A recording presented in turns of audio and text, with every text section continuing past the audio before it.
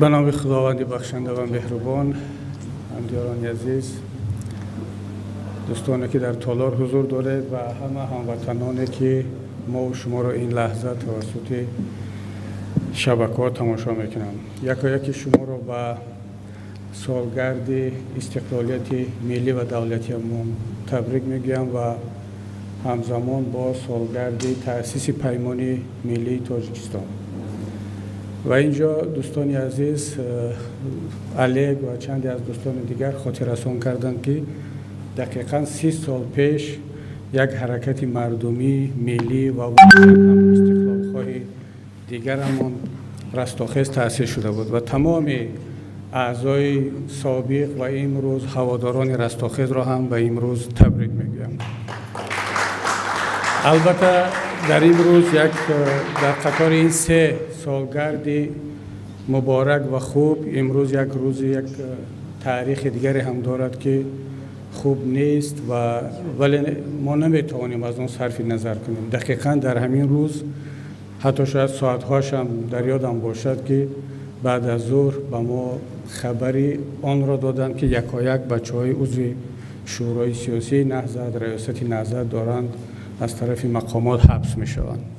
در روز 15 تا 16 سپتامبر سال 2015 اکثری برادران و خواهران ما و شما در همین ساعت‌ها زندانی شدند که این 4 یا 5 حادثه پی هم در یک روز اتفاق افتادند در سالهای گوناگون، مرحله‌های گوناگون. با قسم شما را تبریک میگیم ولی وظیفه‌دار هستیم که یک قسم دیگرش را به خاطر برادران زندانی، به خاطر کسانی که بیشتر از ما و شما برای استقلالیت زحمت کشیدند، برای آنکه ما و شما در اینجا باشیم تلاش کردند، جان نثاری کردند، از آنها یادآوری کرده باشیم.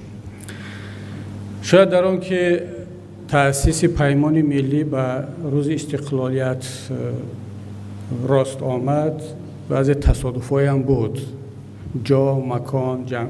چون سال گذشته ما به خاطر آنکه برامون آسان‌تر باشد در ورشو برگزار کردیم و همون شب و روز را انتخاب کردیم که اکثریت مردم برای شرکت در کنفرانس ورشو جمع آمده بودند.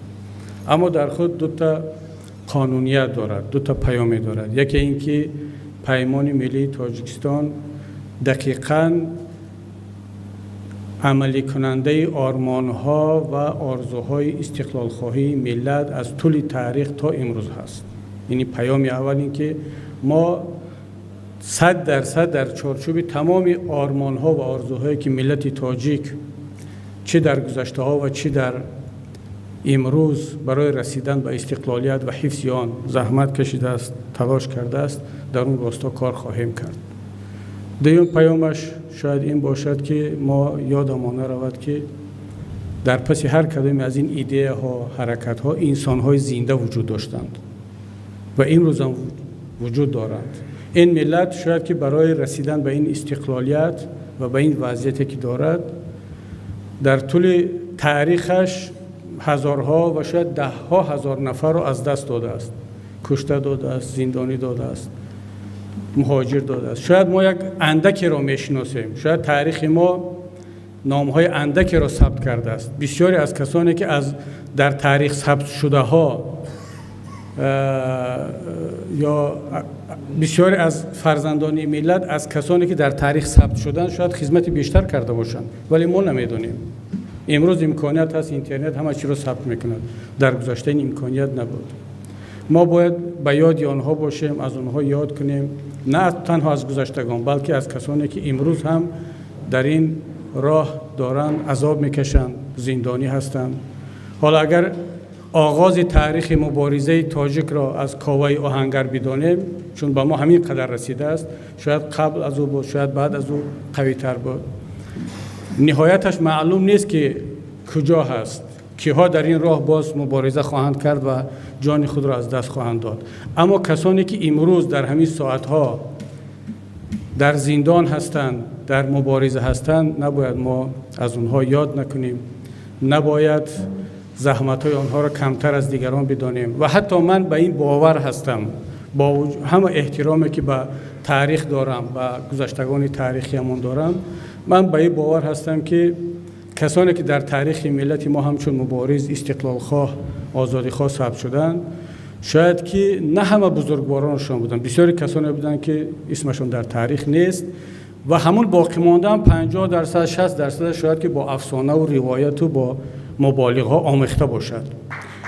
اما کسانی که امروز تاریخ را می آفرند، تاریخ ملت را می سازند، در زندان ها هستند، جسارت و بزرگواریشان از بزرگان گذشته ما کمتر نیست برادران.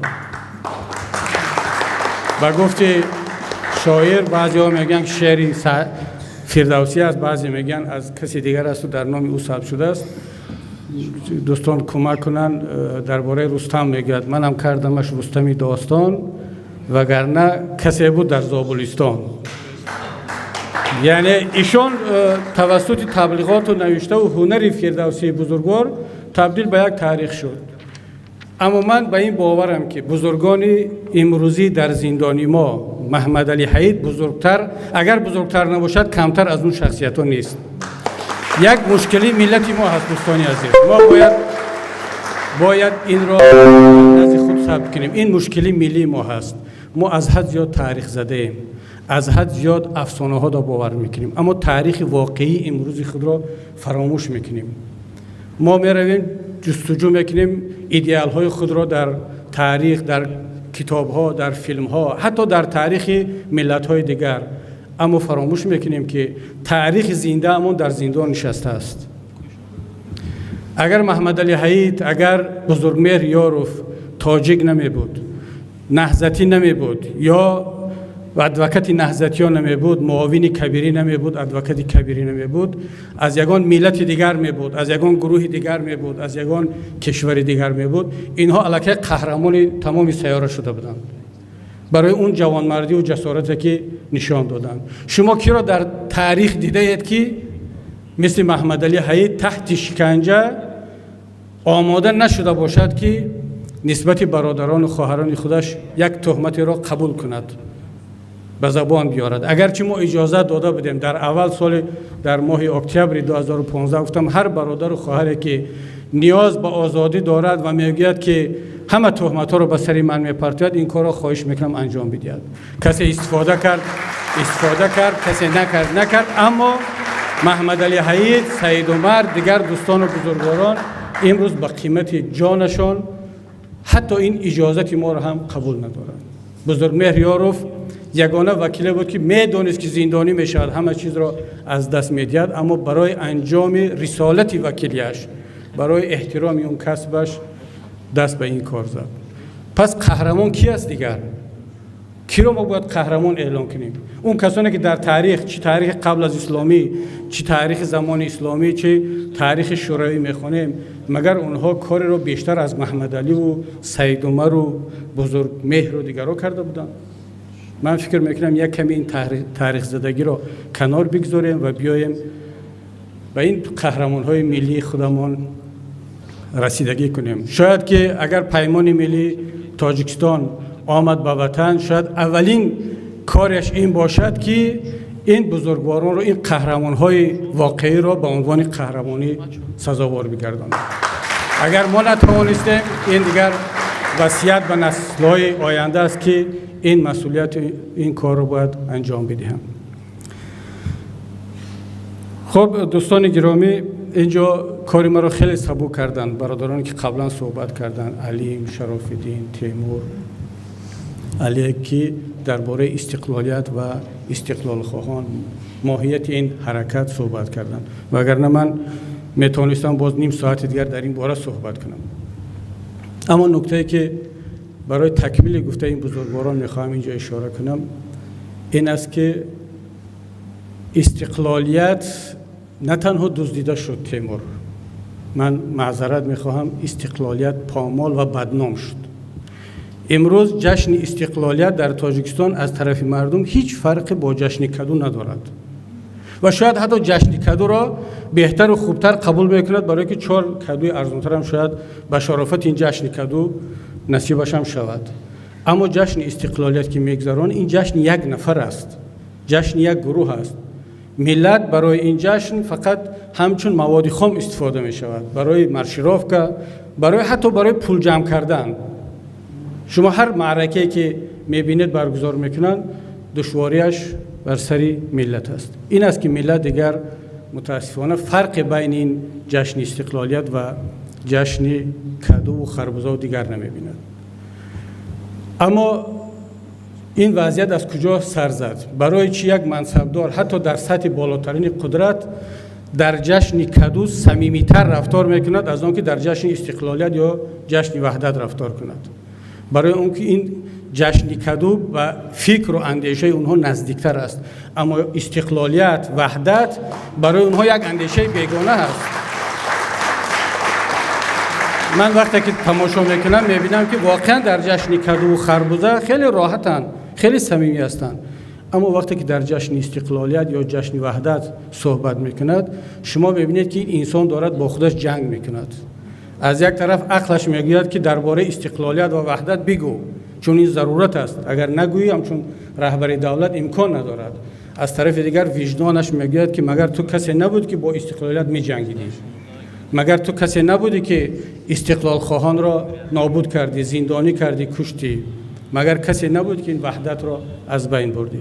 در این نبرد وجدان و عقل یا به گفت خودشون زیرکی سیاسی شما میبینید که مردم ها مشاهده میکنند که اینجا یک صمیمیت نیست، نه در جشن استقلالیت نه در جشن وحدت.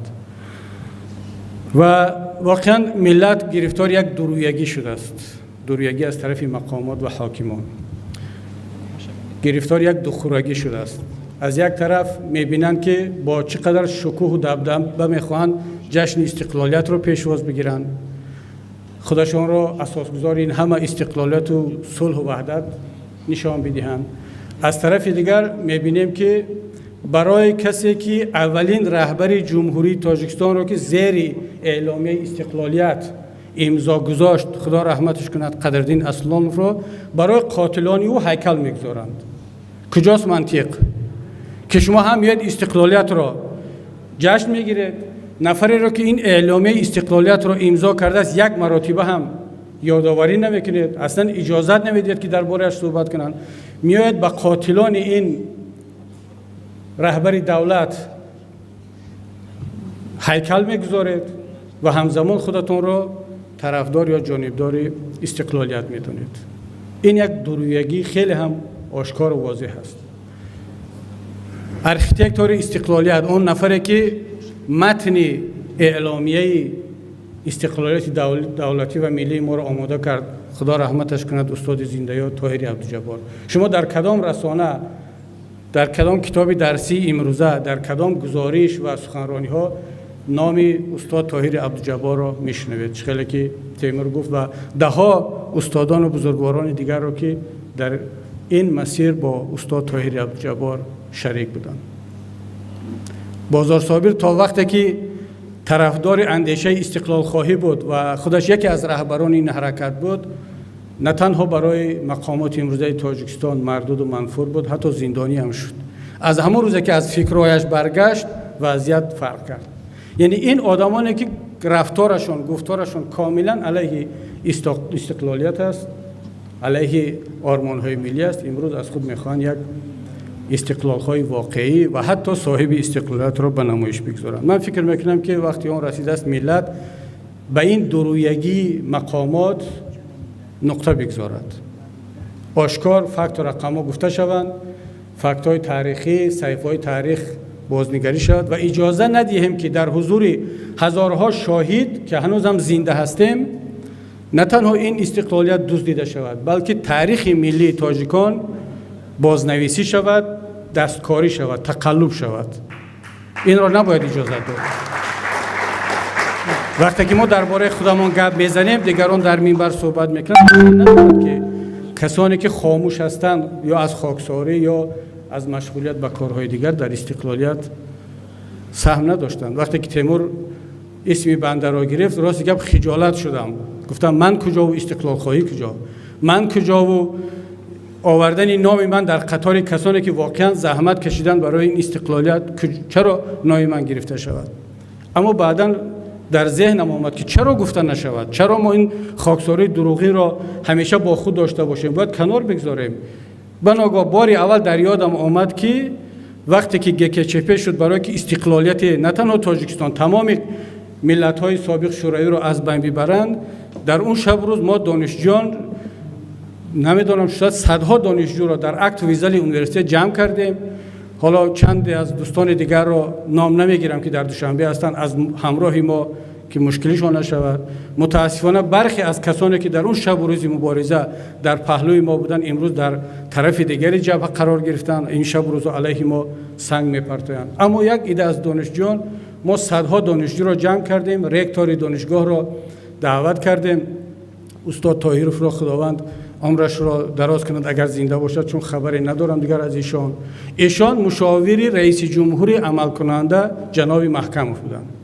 ما دعوت کردیم رکتور رو، ابراهیم عثمان دکان بود، رحمتی مسافرov دکان بود، در اکت ویزال برآمد کردیم، گفتیم رکتور رو مجبور کردیم که همچون مشاور رئیس جمهور برود محکم رو فشار بیارد که همین شب در تلویزیون برآمد کند از ملت تاجیک عذرخواهی کند برای پشتیبانی از گکچپ. گکچپ که در مسکو شد، ینایف و 4 نفره که در همون شب دیدم در تلویزیون برآمد میکرد، دستی کدومش میلرزید، به فکرم از ینایف بود، ینایف دستش میلرزید وقتی که درباره گکچپ گپ میزد. ما میتینگ کردیم، با خیابان ها ریختیم و مجبور کردیم که محکمov فاصله اعلان کرد بین خودش و بین گکچپ. مجبور شد. این را ما توسط رکتور و استادان مبارزی اون زمان انجام دادیم. البته یک به احترامی من حالا در همون جلسه یادم نرود، در همون صحبت در اکت ویزل نسبت ابراهیم عثمانov یکی از دانشجویان کمترک احساساتی ما بیادبی کرد. ابراهیم کنجایچ به نشانه اعتراض تالار را ترک کرد رفت. بعد ما برگردوندیم گفتیم که خب یک بیادبی کرد. یکی از دانشجویان، همون دانشجویی که امروز در قدرت هست، همکرسی ما بود، امروز علیه مبارزین علیه ماها صحبت میکنه. در اون زمان باز یک بیادبی دیگر کرد که ابراهیم کنجایچ رو ناراحت کرد، اون جلسه رو ترک کرده بود. وقتی که اینها تاریخ زنده‌اند، ما خاموشیم، گپ نمیزنیم، کسان دیگر اومدن این استقلالیت رو، این ارزش‌ها رو صاحب شدن و ما را متهم میکنن با آنکه ما مخالفی تاجیکستان مستقل پیشرفته و معاصر هستیم. دوستان گرامی، پاشخوری شوروی واقعا یک فرصت بود. فرصتی بود که برخی از ملت‌ها از اون خوب استفاده بردند، به یک جا رسیدند. گرجی‌ها، ارمنی‌ها، کشورهای بالتیک، اوکراین اخیراً اینها جزئی جهانی متمدن شدند. برخی از ملت‌های دیگر نتوانستیم از این فرصت خوب استفاده بریم. باید اعتراف کنیم. اینجا کمبودی ماها بود، بی تجربگی نخبگان ملت بود و از همه اساسیش چخیلی که تیمور در اینجا خوب قید کرد، کسان و علیگ هم گفت کس در همسایگی ما کشورهای بودند که نمیخواستند که تاجیکستان واقعا هم مستقل باشد، ملت تاجیک یک ملت پیشرفته و مستقل باشد. این طفل نوزاد استقلال خواهی را سرکوب کردند، کسانی را به سر قدرت آوردند که تا امروز ملت تاجیک را در این وضعیت ناگوار قرار دارد. و نهایتا در این قسمت صحبت یک نکته دیگر است که در مجموع چه در بحث استقلالیت، چه در بحث دولت سازی، چه در بحث ملت سازی، پیش از همه رهبریت کشور و یک قسم از نخبگان این ملت در یک بحران هویتی گرفتار شدند. بحران هویتی را می شود همچون کریزیس ایدنتیچنستی نامگذاری کرد. و در این مسیر هویت سوزی برای تاجیکان خیلی هم دارن ملت ما را اذیت میکنن، نیاز ندارد ملت را اذیت میکنن، سرگردان میکنن، از یک وادی به وادی دیگر میبرن. شما ببینید که در همین حداقل 20 سال اخیر ما در این جستجوی هویت رهبریت امروزه تاجیکستان ملت را از کجا تا کجا برد. اول آمدن هویت سوزی کردن، هویت شکنی کردن. بعد به جای آن خواستن از ما یک وارثان اسماعیلی سامانی بسازند. یک مدت ما همه شدیم وارثان اسماعیلی سامانی. بعد چند مدت آمدیم هممون شدیم آریا نژاد.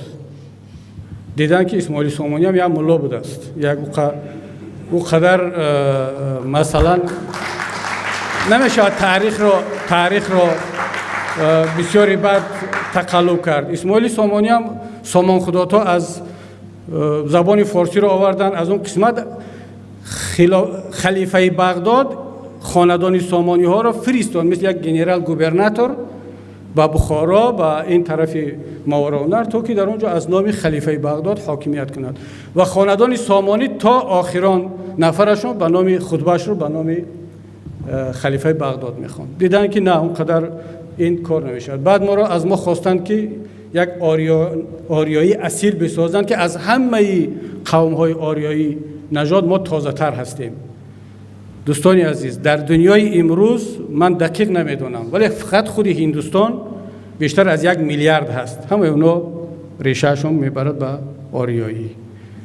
اروپا، روسیه، ایران، پاکستان، افغانستان خواستن از ما از یک هویت جدید تقریبا نزدیک، من معذرت میخوام، به هویتی که گیتلر میخواست برای آلمانی ها بسازد، به همون سمت ملت رو قریب داشتن که میکشاندند. خدا را شکر که بعضی از عقل ها پیدا شد، گفتن که زیاده روی نکنید که گذراندید. من یادم هست وقتی که با ملاقات داشتیم در بوندستاگ، رهبر هیئت تاجیکستان مشاور دولتی پرزیدنت تاجیکستان بود، یک نفری که خیلی اون زمانها دیگر دو آتشه عمل میکرد، آمد در صحبت با رهبر فراکسیون بوندستاگ آلمان. اولین جملهش میدونید چی بود؟ گفت که ما تاجیک‌ها و شما آلمانی ها آریا نژاد هستیم.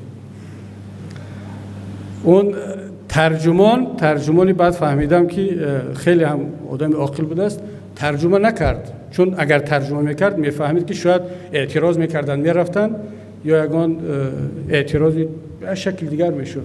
ولی اون یک آلمانی درک کرد، گفت که وظیفه شما ترجمه کردن است، هر چی میگه ترجمه کن.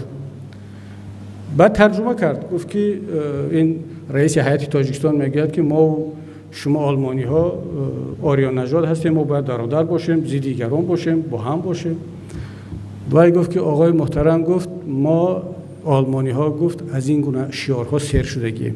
ما یک بار آلمان رو به همین مصیبت گرفتار کردیم به خاطر همین گونه تفکر. اگر موضوع صحبت شما همین است، پس ما کاری در این موضوع نداریم. یعنی مشاور دولتی پرزیدنت اصلا نمیدونست درباره چی گپ زند. این اونا میخواستن از ما یک هویت بسازن. بعداً کشوندن ما را بردن به پیروان امام اعظم که گفتن که ما هم پیرو امام اعظم هستیم. یک مرحله جدید هویت سازی بود که دقیقاً با امام اعظم و ارزش‌های حضرت امام اعظم همون رفتاری را کردن که با ارزش‌های آریایی و با ارزش‌های اسماعیل سامانی کردن. اینجا هم شاید وقتش است که یک نکته دیگر هم خاطررسان کنم. یادم نیست سالش دقیق، بگذار ارخیو را بردارن بگن که کبیری دروغ میگوید. خداوند آزادش کند استاد سیف الله زاده را، وقتی که استاد همت‌زاده اولین کتاب تاجیکان معاصر را درباره امام اعظم نوشت، من از استاد همت‌زاده رفتم، گفتم استاد همت‌زاده باید همین واقعا اندیشه‌های امام اعظم را باید زنده کنیم و در مقابل اندیشه‌های افراطی که از بیرون میآید به نام دین و اسلام باید گذاشت. این کار ما باید انجام بدهیم. مشورت کردیم، سیف الله زاده را فرستادم به نزد اکادمی دینارشویف که اون وقت دیرکتور اینستیتوت فلسفه و تاریخ بود اگر اشتباه نکنم، چون هر دوشون دوستی داشتن. گفتم با استاد دینارشویف صحبت کن، یک کنفرانس مشترک با اکادمی برگزار کنیم درباره امام ابو حنیفه، او را بشناسونیم به ملت که این شخصیت چه زحمت‌های کشیده است و اندیشه‌های امام اعظم چگونه میتواند ما را از همه گونه عقیده‌های افراطی مذهبی نگه بدارد. استاد دینارشویف که هم تجربه کار در زمان شوروی و پارتی و حزب و اکادمی را داشت، یک مصلحت داد، گفت که اگر ما و شما این کارا کنیم در بالا ناراحت میشوند. من گفت میدونم، بسیار خوب، بیا خوب میشد که شما یک نامه به نام دستگاه بنویسید و من همچون رئیس حزب به عنوان دستگاه پرزیدنت جمهوری تاجیکستان نامه نوشتم درباره آنکه یک چاره‌بینی بزرگ، یک کنفرانس علمی برای ابو حنیفه در تاجیکستان باید برگزار شود. باز تکرار میکنم، بردارن نسخه این ارخیو را از ارخیو اپارات پرزیدنت میگیرن، اکادمی الها میگیرن، چون ارخیو نهضت اسلامی تاجیکستان متاسفانه مصادره شد. ما نامه رو نداریم. سیف الله رو چند مرتبه گفتم که چی شد؟ جواب اومد، چون مسئول پرونده او بود، رفت اومد گفت که میگن که این روز پگاه جواب میگیم. بعد چند ماه اعلان شد که تاجیکستان یک سیمپوزیوم بین المللی به خاطر ابو حنیفه برگزار میکند و ما خرسند شدیم. واقعا هم استاد همزده گفت که خدا را شکر و باور داشتیم که اولین کاری که میکند حکومت کتاب استاد همزده را بازنشر میکند. در دوام 6 ماه تقریبا 10 تا کتاب از سپارش شد که 10 کتاب درباره ابو حنیفه نوشته شود. همه کتاب ها را اپارات پرزیدنت مبلغ گذاری کرد جز از کتاب استاد همزاده. نه تنها من، استاد همزاده، هیچ کسی از نهضت اسلامی تاجیکستان به این سیمپوزیوم دعوت نشد. این یک نمونه دیگری دزدیدن و ربودن ایده ها و اون را به شکل وارونه و غلط به مردم معرفی کردن. بعداً دیدن که چه خیلی که با اسماعیلی سامانی شد، دیدن که ابو حنیفه هم یک ملا بوده است، یک امام مذهب بوده است، یعنی فقط تاجیک یا فارس نبوده است. آمدن دقیقاً علیه فرمودهای امام اعظم رفتار کردند. نگفتن که امام اعظم درباره ریش چی گفته است، درباره حجاب چی گفته است، درباره نماز و روزه و مسجد مدرسه چی گفته است. کاملا امروز دارن علیه ارزش‌های هم سامانی، هم آریایی، هم ابو حنیفه و تمام آرمان و آرزوهای تاجیکان رفتار میکنن. منظورم این است که در این هویت باختگی، جستجوی هویت‌های صنعی ساخته، ملت ما را دارن سرگردان میکنن. ملت اورینتاسیش رو گم کرده است، اون جهتگیری معنوی و ارزشی خود را گم کرده است. اینا میگن ценностная ориентация. وقتی یک جوان نمیداند که در زندگیش، در فکرش، سیاستش به کی پیروی کند، او را گاه از سامانی میپرتیم به آریایی، به ابو حنیفه، بعد بر میگردانیم باز به یک هویت جدید ساخته ایستادن، پیروان پیشوا. حالا نهایت هویت یک تاجیک باید همین باشد که باید پیروی کدام یک پیشوا باشد. مثل یک معذرت میخوام، توده گله گرگان پیشوا دارد، رمه گوسفند پیشوا دارد، پیشوای رمه گوسفند هم گوسفند نیست، یک بز است. شما اینو خوب میدانید. جامعه بشری نیاز به پیشوا ندارد. جامعه بشری نیاز به یک مدیر دارد. یک مدیر که انتخاب می شود، بعد 5 سال میگن خوش آمدی برادر، برو دم بگیر، با نفر دیگر میاد. ولی پیشوا واقعا همون است دیگر. در این جستجوی هویت و هویت سازی ها واقعا ملت به خصوص نسل جوان سرگردان شده است. چرا امروز جوان تاجیک باید با 2000 یا 3000 از ابوبکر بغدادی پیروی کند و ابوبکر بغدادی را پیشوای معنوی خودش به اصطلاح حکومتداران بشناسد، اعتراف کند؟ برای چی؟ باید که ایدئال معنوی جوان دیندار تاجیک خاندان تورا جانزاده ها باشد، حاجی میرزا باشد، ملا عبدالرحیمی قزاقخانی بود اون بزرگوار، و چندین بزرگواران پیشوایان مذهبی تاجیک باشد که در داخل تاجیکستان زندگی میکنند. رحمانوف چیکار کرد؟ تمام این ایدئال ها را شکست، از بین برد. به جای آنها یگان ایدئال با وجود آورده نتوانست. یگان نه شخص، نه شخصیت، نه ایده، تا اینکه این جوان تاجیک از او پیروی کند. این است که جوان تاجیک برای جستجوی این ایدئال معنویش میرود به دام ابوبکر بغدادی و دیگران میافتد. چرا جوان تاجیک امروز با پیروزی یک ورزشگر خارجی هزارها شادی میکند، به خیابان میریزد؟ برای آنکه حکومت امروزه پیشوایان، ورزشگران، بهترین جوانمردان و پهلوانان این ملت رو شکست. در داخل نداریم دیگر. نه برای کلانسال یک نفر داریم که از او پیروی کند، نه برای جوان، نه برای زن، نه برای طفل. رحمان این همه را از بین برد و خواست که خودش را جایگزینی همه این ایدئال ها کند که متاسفانه یا خوشبختانه نتوانست. پس تنها برای همین هویت شکنی، هویت سوزی ملت تاجیک میتوان این نفر و تمام کسانی که از او پشتیبانی میکنند همچون یک جنایتکار و خیانتکار ملی معرفی کرد در نزد تاریخ. چون ملت تاجیک برای آنکه رها بیابد از این مریضی، باید که سالها ما و شما باید اذیت بشویم، عذاب بکشیم که ملت رو برگردانیم به اون مسیری تاریخی و مسیری درسته که طول هزار سالها داشت میرفت و مبارزه هم میبرد. خب دوستان عزیز، یک کمی طولانی شد مقدمه در موضوع استقلالیت، ولی باید این حرفا رو میگفتیم. حالا چند جمله درباره خود پیمان خدمتتون عرض کنم که پیمان ملی تاجیکستان دقیقاً در همین حالت دشوار تأسیس شد و ما باید اعتراف کنیم که راهی آسانی رو در پیش نداریم. اینجا دوستان خیلی خوب گفتن و باز تکرار میکنم کاری ما رو سبک کردن، اما از روزی که ما این پیمان رو تأسیس دادیم دوستان میدونن، استاد روشن میدونن، تیمور، علیم، شراف‌الدین و همه کسانی که با هم مشورت میکردیم، حتی کسانی هم که در این تالار نیستند و نخواستن در این مرحله با پیمان باشن، میدونن که این پیمان چگونه شکل گرفت و برای چی در همین شب و روز تأسیس شد. سوال این است که آیا میتوانست پیمان یک کمی زودتر تأسیس شود، دیرتر تأسیس شود یا با افراد دیگر شود؟ جواب ما این است که احتمالش خیلی ضعیف بود. چرا؟ ما بعد همه مشورت‌ها به این نتیجه رسیدیم که باید از یک نقطه شروع کرد.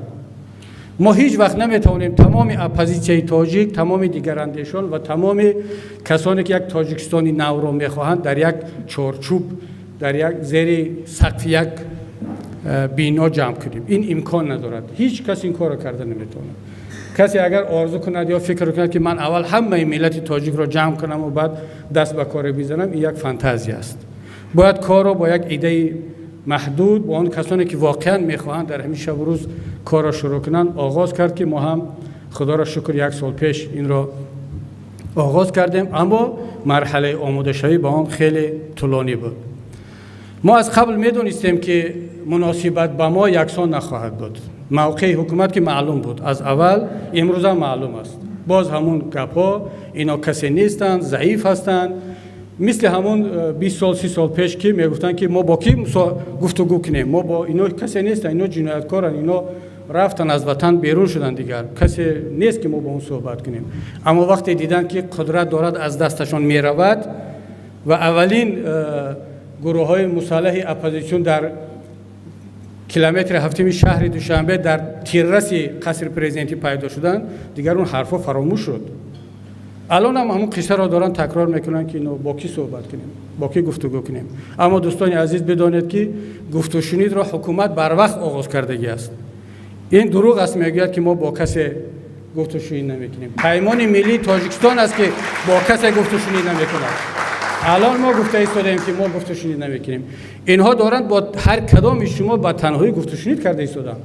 مگر همینجا نشستگی ها هیچ کدامتون از پلکانی که گنرال از یک دوستتون پیام نگرفتید که بیایید بشینیم صحبت کنیم و شما برگردید به وطن؟ این چی است؟ این را نام گذاشتن که عفو کردن. عفو کردن مثل میرزیایف رفتار میکند، بدون آنکه با اون محبوس یا با اون مهاجر بشیند گفت و شنید کند، فرمان عفو رو میبرد، میگه همه شما آزاد هستید.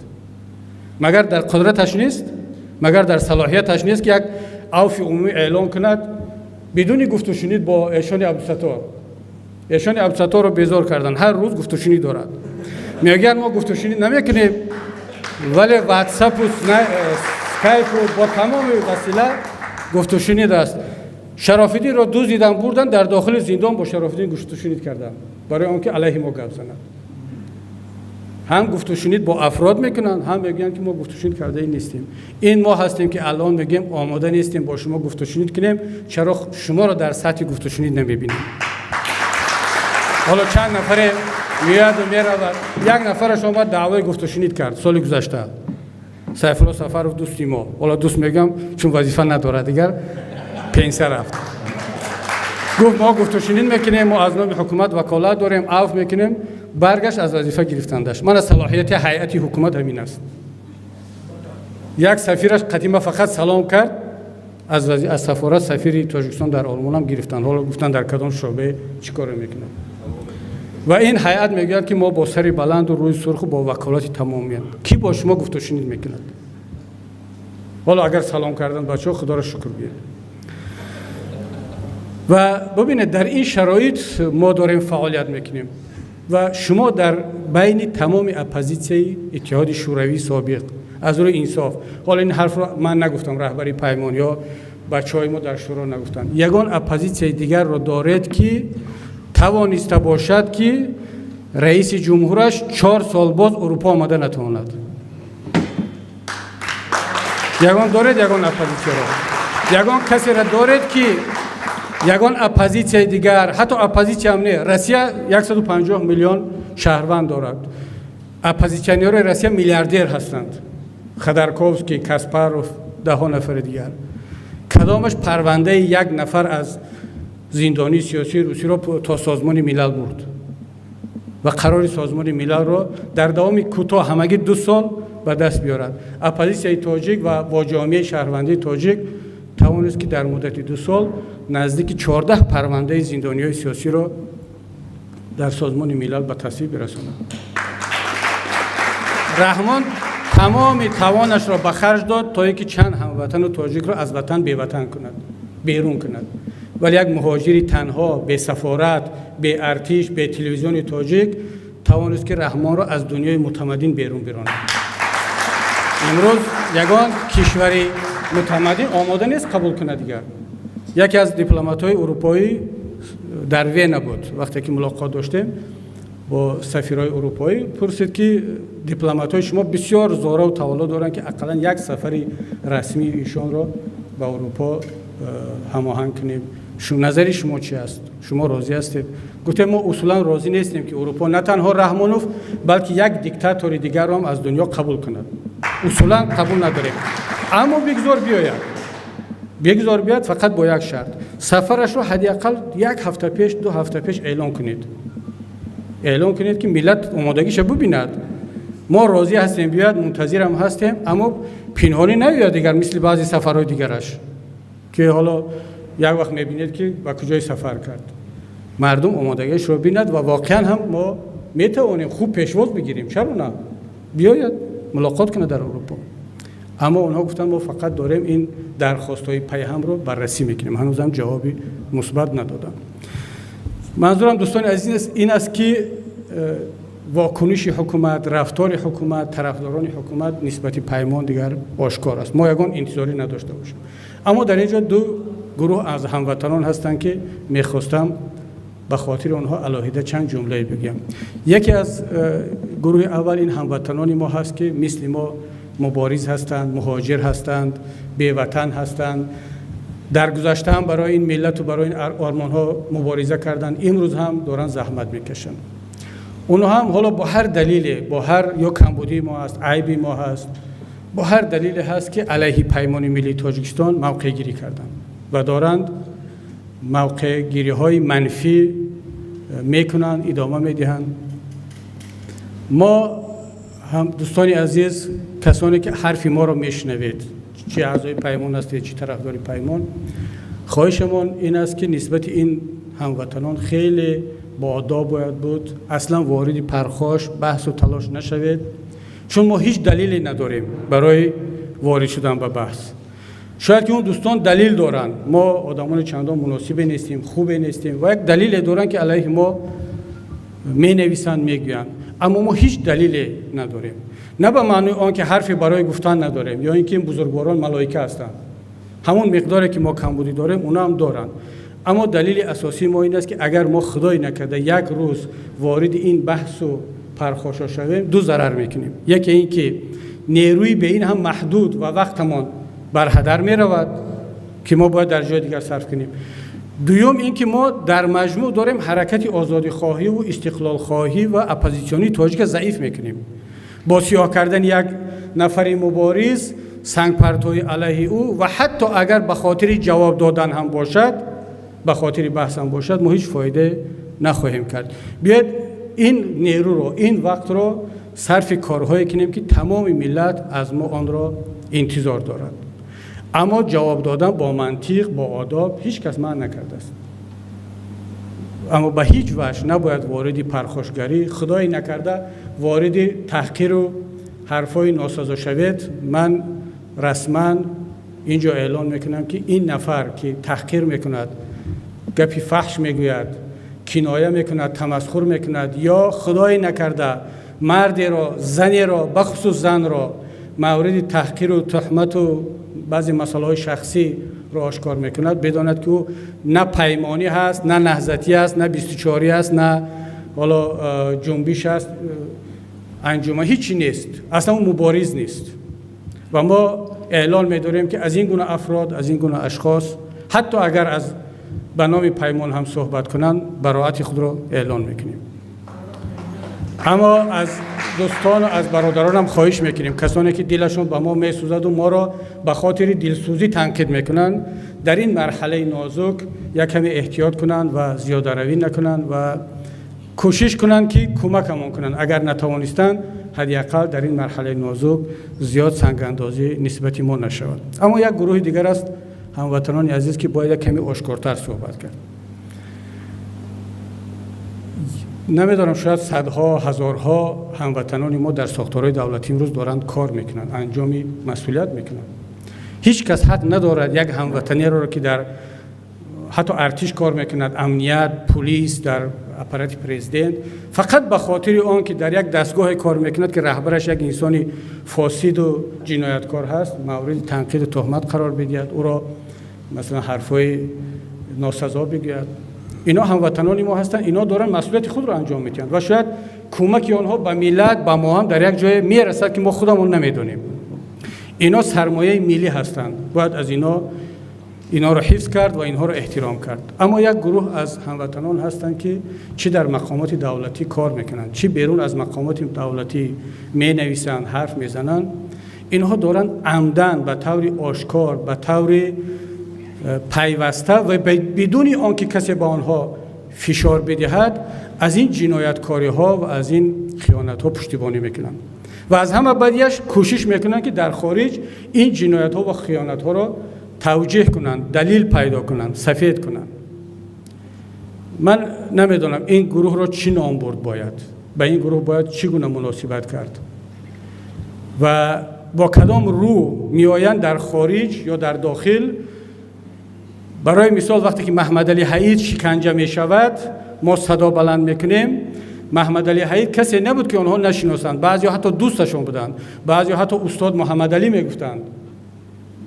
امروز سنگ می اندازند به طرف ما که اینها کی هستند، اینها چی هستند. و از همه بدیش این است که بدون آنکه کسی با آنها فشار بیارد، فقط به خاطر خوشخدمتی و به خاطر چاپلوسی این کارها را انجام میدیم. ما و شما باید دیگر وقتی اون رسیده است که با صراحت به این دوستان بگیم که برادران عزیز، جنایت جنایت است، جنایتکار جنایتکار است، خیانت خیانت است. باید همه چیز به نام خودش نامگذاری شود و هر کسی که پشتیبانی از جنایت و جنایتکار میکند باید اونم در نزد ملت آشکار باشد. دیگر دلیل های این که ما مجبور بوده، ما نمیخواسته، ما دیگر شرایط این بود، 1 سال کار میدهد، 2 سال کار میدهد. امکان ندارد که ملت یک عمر این دلیل های شما را قبول کند و شما های بردوام علیه ما سنگ اندازی کنید. وقتی که آلمان فاشیستی را، هیتلر را به دادگاه بین المللی کشیدن در خود همین آلمان، شما فکر نکنید که فقط هیتلر را محکوم کردند. تمامی کسانی که با هیتلر شریک بودند، در دستگاه‌های او کار می‌کردند، با او همراه بودند و او را کمک می‌کردند، همچون جنایتکار شناخته شدند. نه تنها جنایتکار شناخته شدند، تا امروز در پیگرد قانونی هستند.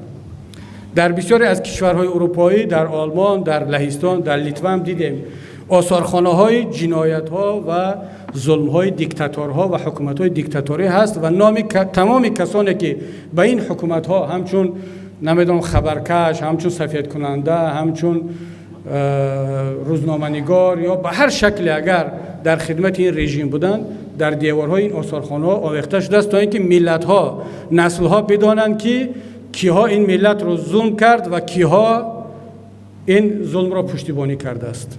آیا هموطنان عزیز و گرامی ما میخواهند که در چنین یک آثارخانه اسمشان آویزان شود که در زمان حاکمیت یک دیکتاتور، یک ظالمی که محمد علی و بزرگمهر و صدها بچه‌های دیگر رو زندانی کرد، اذیت داد، این نفرانی بودند که از این نظام، از این سیاست در فلان جاها پشتیبانی کردند. آیا به کسی این لازم است؟ شاید امروز به خاطر منصب و کرسی و به خاطر 4 تنگه این کار رو انجام بدید، اما یادتان نرود که عمر این ملت، نام این ملت 50 سال نیست، 1000 سالها باقی خواهد ماند. نام شما، نام من هم باقی خواهد ماند. امروز شما ما را تروریست میگید، این جمع همه جنایتکار و تروریست اعلان کردید و این تاریخ تنها من نیست. این ملت ها بارها جنایتکارها را دیدند، شنیدند، اما تاریخ آنها را سفید کرد، ولی نام شما دیگر سفید نمی شود. نیلسون ماندل هم برای حکومت خودش جنایتکار بود. در زندان اگر استاتیاهای نیلسون ماندل را بگیرید، دقیقاً همون استاتیاهای زید و بزرگمهر و محمد علی و سید عمر هست. دقیقاً همون استاتیا است. نیلسون ماندل سفید شد و تمام کسانی که او را 29 سال یا 26 سال در زندان نگه داشتند، اونها سیاه شدند. حضرت عیسی مسیح همچون تروریست کشته شد، خواستند بکشندش. استاتیای حضرت عیسی مسیح همین بود، سیاست ضد دولتی، همون دولتی که در اون زمان بود. حضرت پیامبر را صلوات الله علیه را با کدام اتهام سنگسار کردند و بیرونش کردند؟ به همون اتهامی که الان شما دارید آزاداندیشا را میکنید. اما تاریخ حرفی خود را زد، همه اینها را سفید کرد. روسیا در نزد تاریخ همونهایی شدند که این کسان را وارد زندان کردند و تهمت کردند. خب خواهران و برادران عزیز، دوستان عزیز، گفتنی ها خیلی زیاد است. ما در یک سال یک بار جمع میشویم، اما انشاءالله باز فرصت های بیشتری خواهد شد. من با نمایندگی از تمام شورای رهبری پیمان ملی تاجیکستان، یکایک شما که در این تالار نشستید، از سراسر دنیا زحمت کشیدید، هم تشکر میگم، هم میnnتداری بیان میکنم و این را قرض خود میدانم بگویم که بر شما و بر گذشتگان شما و بر آیندگان شما درود و رحمت پروردگار باد برای این همه مبارزه‌ای که تا امروز کشیدید و در پهلوی ما بودید. این کار آسان نیست، این واقعا جوانمردی است. امروز که ما در این منبر ایستادیم، در اینجا نشستیم، این همه توسط زحمت‌های شبانه روزی شماست که در پس پرده کارها را انجام میدید. توسط زحمت و دعاهای مهاجرین ما در روسیه است، توسط دعاها و پشتیبانی معنوی زندانی‌های ما است و اون پدر و مادرانی که در داخل کشور خاموش گریه میکنند، اذیت میشوند برای هر گپی که شما میگید، اونا را اذیت میکنند. در حضور میلیسیونر زنگ میزند، میگه که بچه‌م برگرد بیا، ولی روزی بعدی میگه بچه‌م راهتون رو ادامه بدید، خداوند اقبال بتید. همه پدر و مادران شما این حرف رو به شما گفتن.